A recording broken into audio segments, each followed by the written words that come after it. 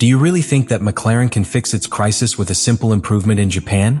Or are we facing a much deeper problem that not even Oscar Piastri believes can be solved so quickly?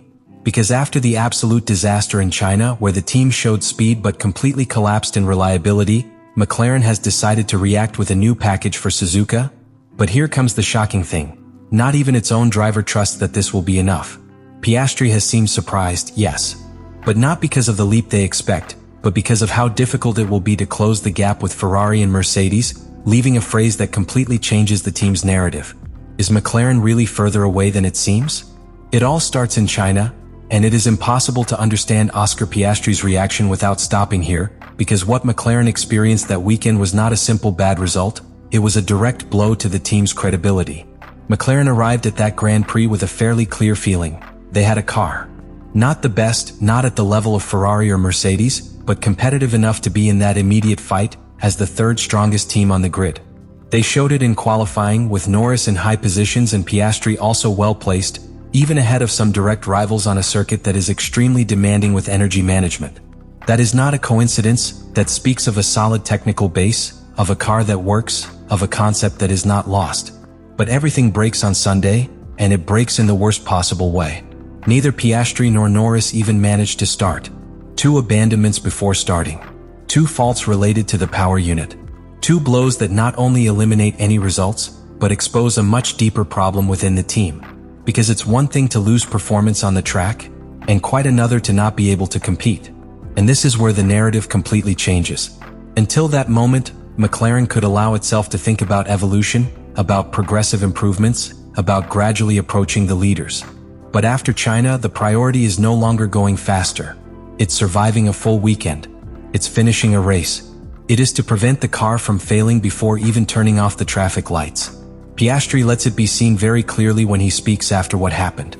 He himself explains that his problem was electrical, different from Norris's, which sets off the alarms even more. Because it is not a specific failure, it is not an isolated piece. It is a sign that something within the system is not working as it should. And that, in Formula One, is the most dangerous thing that can exist. A fast but unpredictable car. That is the real wound that McLaren is carrying towards Japan. It's not just the loss of points, it's not just the media hit, it's the internal feeling that they had a real opportunity to be ahead, and they let it slip away for something that has nothing to do with pure performance. And that weighs much more than any difference of tenths on the track. Therefore, when the team announces that it will bring a package of improvements to Suzuka, the reading changes completely. In another context, this would be a sign of ambition, of attack, of going after Ferrari and Mercedes. But after China, it feels more like a forced, almost desperate reaction to correct course before the situation gets even more complicated. And it is exactly at this point where Piastri's surprise comes in, because he knows something that many still do not want to accept. And this is where the story takes an even more interesting turn, because when McLaren announces this package of improvements for Japan, it would be logical to think that within the team there is optimism, confidence, even a certain euphoria to take a leap forward. But what we find in Piastri's words is the opposite. Caution, realism, and a surprise that is not exactly positive. Because Piastri is not reacting like a driver who believes his team is about to change everything. He is reacting like someone who fully understands the car's current limitations. And, above all, the real size of the problem in front of them. He himself makes it clear. McLaren needs quite big steps to catch up with Ferrari and Mercedes. It does not speak of small adjustments, it does not speak of a specific improvement, it speaks of an important gap that is not going to be closed overnight.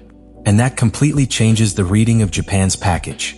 Because it is no longer a solution, it is just part of the path. It is no longer a definitive turning point, it is simply an attempt to get a little closer.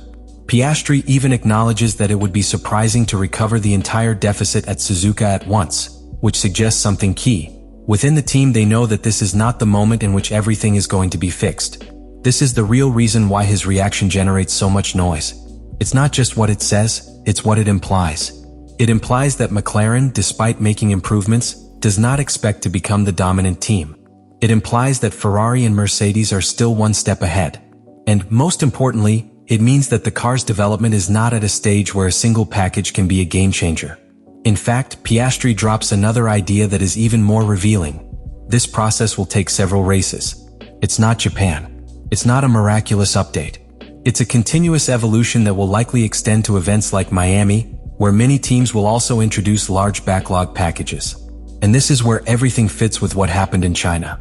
Because McLaren is not only developing the car to be faster, it is also trying to correct structural weaknesses. Reliability, power unit integration, weekend performance. Those are all part of the same problem. And that cannot be fixed with a single new part, nor with a simple aerodynamic adjustment. That is why Piastri's surprise has a double reading. On the one hand, he acknowledges that the team has found interesting things, technical solutions that have caught his attention, especially in areas such as suspension and aerodynamic behavior, which shows that there is real potential in the car. Pero por otro lado, esa misma base prometida contrasta con una realidad incómoda. El rendimiento está ahí, pero no así puede explotar de forma consistent. And that is the most critical point of this entire act. McLaren is not lost, but it's not ready either. It is in an intermediate, dangerous zone where it has enough to excite, but not enough to truly compete with the best on a constant basis. And Japan, with all those improvements, is not the end of the problem. It is simply the next test to understand how far they can really go. And now we come to the key point of this whole story, because Japan is not going to be just another race for McLaren. It is going to be the first real big test that will define whether everything that happened in China was an accident, or the symptom of something much more serious. Because with the package of improvements already confirmed, all eyes will be on one thing. Can McLaren transform the potential it has already shown into real results? And this is where Piastri's position becomes even more important, that he has already made it clear that he is not expecting a miracle.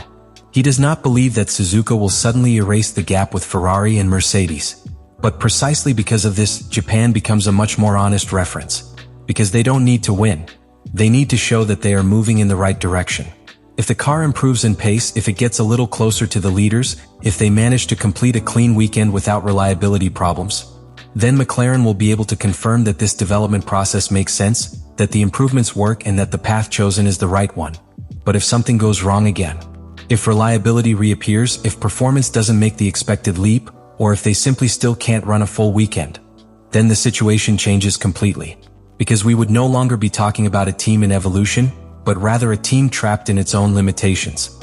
And that is the real risk that is on the table. Because as Piastri already hinted, this is not a problem of a single piece, nor of a specific update. It is a long process, a progressive reconstruction that needs time, consistency, and above all, results that support the team's work. That's why Suzuka is not the end of the road, it is the beginning of an answer.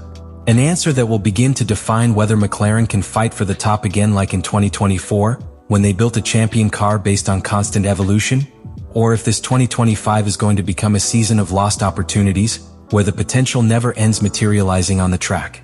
And in the middle of all this is Piastri. A driver who does not get carried away by the hype, who perfectly understands the team's moment, and who, with his words, has made something very clear. The improvements are there, but McLaren's real battle is not going to be won in Japan. It is going to be won or lost in what comes next. And in the end, it all comes down to a single idea, and it's much more uncomfortable than it seems for McLaren. Porque si hay mejoras. Yes, there is evolution. Yes, there is a car that has shown that it can be ahead. But none of that matters if they can't sustain it for a full weekend. Piastri's reaction is no coincidence. It is a direct reflection of the internal reality of the team. He knows that the potential exists, that the technical solutions are there, but he also understands that the problem is deeper, more structural, and that it will not be solved with a single package in Japan. And therein lies the key to everything. Japan is not the solution, it is the test. The test of whether McLaren can start turning promises into results. The test of whether these improvements really have an impact. And above all, the test of whether they have been able to correct the most important thing, their fragility.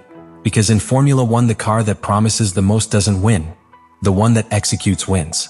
And right now, McLaren is at that critical point where it can go in two completely opposite directions. Either it confirms that China was just an accident within a solid project, or it shows that, despite having speed, it is not yet ready to compete at the highest level.